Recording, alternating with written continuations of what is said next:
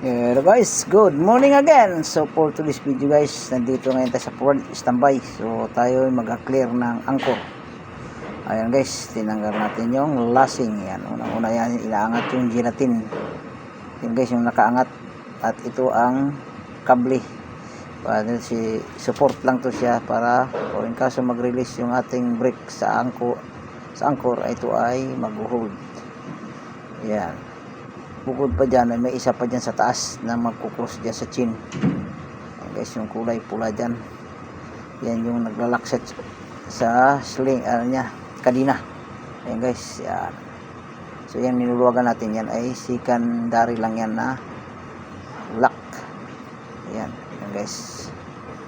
Or in case na mag-release yung ating angkor, ayan ay mahahawakan niya. Ayan guys. Yan, yung kulay pula guys, yan ay tawag yan ay gelatin lock. Ayan ay nakababa yan pag tayo ay tumatakbo. Or in case mag-release ang ating angkor, yan ay mag-hold. Ayan guys, so yan, tinatanggal lang natin kasama ang lasing. Ayan guys, sinisipa-sipa niya.